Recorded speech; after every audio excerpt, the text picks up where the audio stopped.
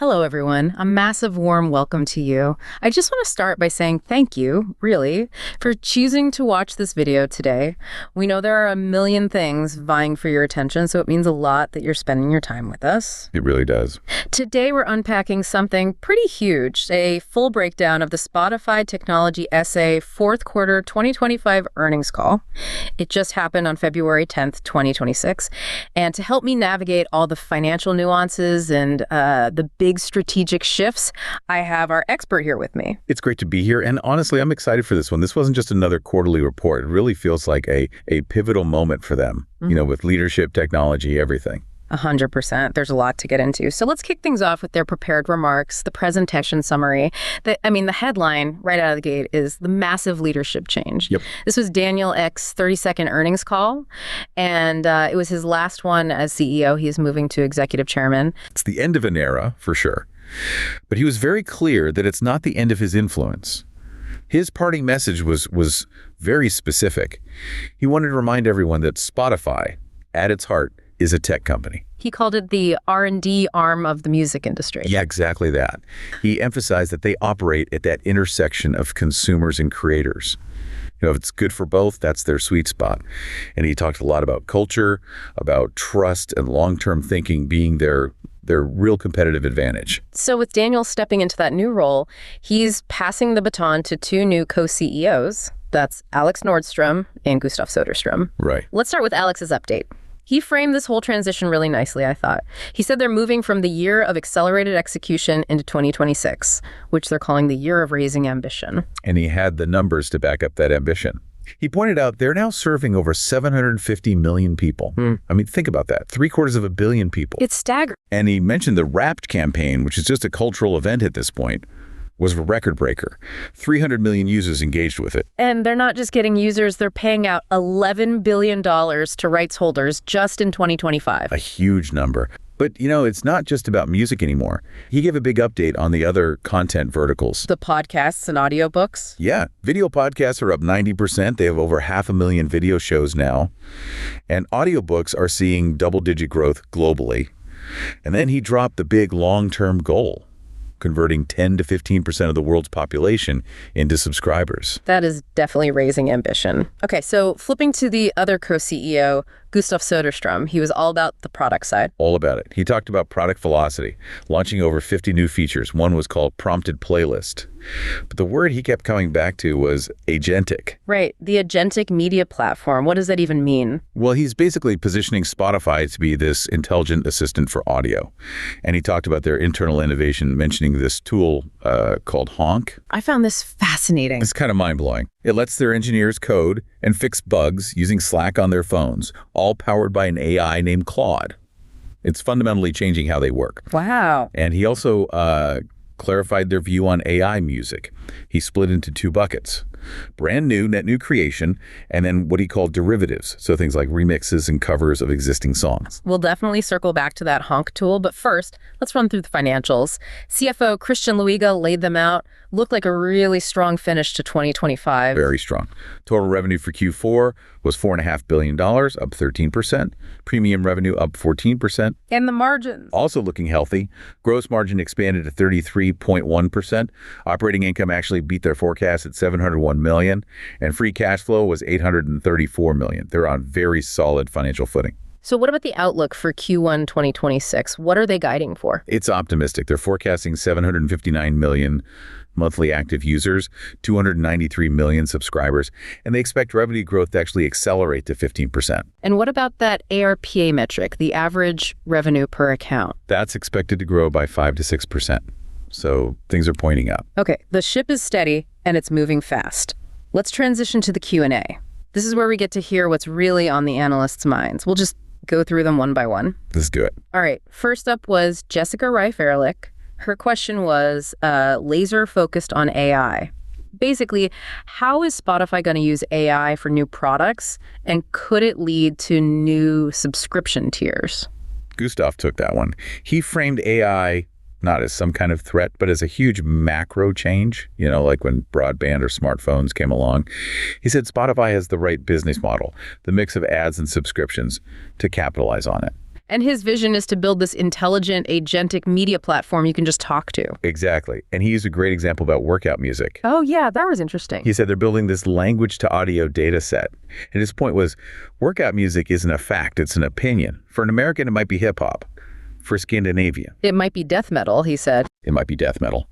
And AI needs user data, Spotify's data, to understand those kinds of nuances. Okay, question 2 came from Doug Ameth. He wanted to know what's driving the gross margin expansion they expect in 2026. Alex and Christian both answered this. Alex gave the high-level view-balancing monetization with reinvestment. But Christian got specific. He said the recent price hikes will grow faster than their content costs in 2026. And other things are helping too, right? Right. The marketplace business, new things like audiobooks, that's supporting margin. And they expect the ad business to pick up steam in the second half of the year. Got it. Question 3, Jessica Reif-Ehrlich again. She wanted a progress report on their ad tech platform reengineering. Is it working? Alex called it deep surgery. They spent the last year and a half moving off a rented tech stack onto their own. He said the result is record levels of advertisers and better density. He sees positive signs for growth, but admitted there's still work to do. And she wasn't done. Question 4 was also from her about capital returns. They have $9.5 billion in cash, so she was asking about share buybacks. Christian took this. He said, look, their number one goal is reinvesting for growth, feeding the flywheel. But they did buy back $510 million in shares in 2025 and will keep doing opportunistic buybacks, mostly to offset dilution from employee stock options. He also mentioned a big payment coming up. He did. A $1.5 billion convertible note that has to be settled in cash this March. Okay, question 5 was from Eric Sheridan. Another one about AI, but he was asking about it from 3 different angles. Product, internal processes, and the content itself. Gustav just doubled down on this agentic age. He said they're rebuilding the company so you can ask it complex things in plain English, like, what was the first song I ever saved? He said that used to be a query a senior developer had to run. And he brought up the honk tool again? He did. Engineers fixing bugs on the bus from their phones. His point was, this isn't some side project. They're retooling the entire company for this AI shift. It's amazing how much they're leaning into that. Okay, question 6. Rich Greenfield. He asked the question, I think we all have, what percentage of music is AI generated and what's your policy on it? And Gustav was very direct. He said they don't share a percentage. But their philosophy is that Spotify shouldn't be the one to dictate the tools an artist uses, whether it's a guitar, a synthesizer, or AI. So their focus is on transparency. Exactly. Transparency. They launched about the song and other metadata tools so you, the user, can know how the music was made. He also talked about spammy tracks, admitting AI increases the volume, but said Spotify is leading the industry and fighting it. Rich Greenfield had a follow-up. Question 7. He basically asked, are you playing to win in AI against pure play competitors like Udio and Suno, who might become streaming platforms themselves? Alex jumped in here. He said, look, the music industry is optimistic, and they're backing Spotify. He called Spotify the scaled service for getting music heard and paid for. His point was pretty simple. It doesn't matter what tool you use to make the song, the rights holders want it on Spotify. That's where they make their money. Makes sense. Question 8 from Justin Patterson. Does Spotify need to buy or build its own content creation tools for AI? And how does this all help human artists? Alex and Gustav tag-teamed this one. Alex laid out this whole value chain.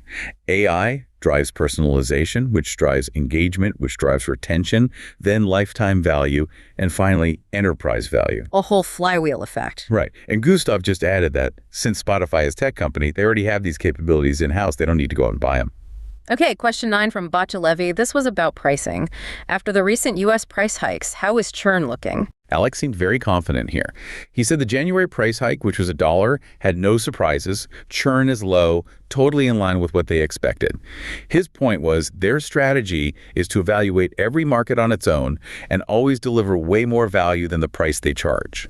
Question 10, we're back to Rich Greenfield. He asked, what's actually changed in the culture since Daniel Ek stepped back? Gustav gave a really concrete answer. He said they made a structural change.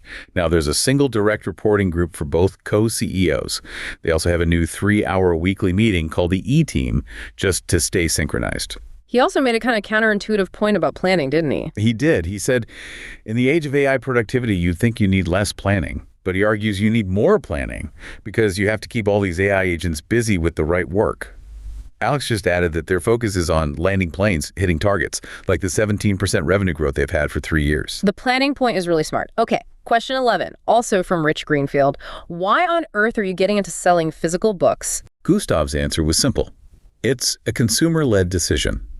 Listeners don't see audiobooks and physical books as two different markets. They just want the story. So they want to switch between listening and reading. Exactly. So Spotify wants to be a total media partner. If a user wants to read the physical copy, well, now they can buy it right through Spotify. Question 12 from Stephen Cahall. He pointed out the stock was down, maybe on fears that AI will hurt Spotify.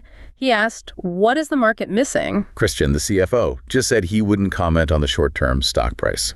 But Gustav gave a great answer. He said the Chinese sign for macro wind also means opportunity. I like that. Yeah. He said they started investing in AI years ago, and they plan to invest with discipline to capture this big shift, not run from it. A macro wind of opportunity. Okay, question 13 from Doug Amath was about the enhanced free tier. How is that impacting converting free users to subscribers? Alex used a fantastic analogy here. He called it fixing a leaky bucket. When you plug the holes, the water level of the subscribers rises faster. He said they're seeing a really strong uplift in engagement, and for them, higher engagement is the #1 leading indicator for future subscriber growth. Makes total sense. Okay, question 14 from Justin Patterson. Back to agentic coding. How is it actually changing their product velocity? Gustav made a pretty incredible claim here. He said Christmas 2025, with the launch of Opus 4.5, was a singular event for AI productivity. He said his senior engineers haven't written a line of code since December. They now generate and supervise code. Wow, they don't write it, they supervise it. Exactly. He predicted software companies will now produce massively more software, and that this lowering of friction will lead to an aggregation of services, not a fragmentation. Kind of like how the early web evolved. That's a huge claim about the future of software. All right, question 15 from Stephen Cahall was on margins again for 2026, given the accelerating ARPU. Christian just reconfirmed things. He said Q1 ARPA growth is 5 to 6%, faster than Q4. The price increases are flowing through the P&L. And he reconfirmed that both gross margin and operating margin should improve in 2026, depending on the timing of their investments. Okay, and finally, question 16 from Bacha Levy. She asked about partnerships with major labels on artist-first AI products. How can Spotify differentiate itself? Gustav wouldn't give away any future products, of course, but he pointed directly at derivatives. He thinks there's this huge, untapped market for artists to monetize their existing music, remixes, covers using AI. And he said Spotify has the tech and is ready for any partners who want to make money doing it. Wow. Okay, that was a marathon. Let's try and wrap this all up. What were the main themes that you took away from the call? Sure. I mean, for me, it really boils down to 3 big pillars. The first one is that leadership transition. It seems incredibly seamless, this move to the co-CEOs, with Daniel Ek still there in that visionary chairman role. Right. And the second has to be just financial strength. They're forecasting revenue growth to accelerate to 15%. The cash flow is strong. And that goal of getting 10 to 15% of the whole world to subscribe is it's huge. It's massive. And then the third, maybe the biggest, is the AI pivot. It's undeniable. They are completely retooling the company to be an agentic media platform. They're getting these huge productivity gains internally, and they see AI not as a threat, but as a massive opportunity for creation and personalization. It really is the year of raising ambition for them, isn't it? It absolutely is. And what's most impressive is the confidence. The management seems so sure in how they're handling this macro wind of AI. They aren't just reacting. It feels like they've been preparing for this moment for years. Well, that brings us to the end of our breakdown. Thank you all so much for watching. If you got something useful out of this, please click that like button, maybe share the video, and definitely subscribe to the channel so you can stay tuned for our upcoming content. We'll see you next time.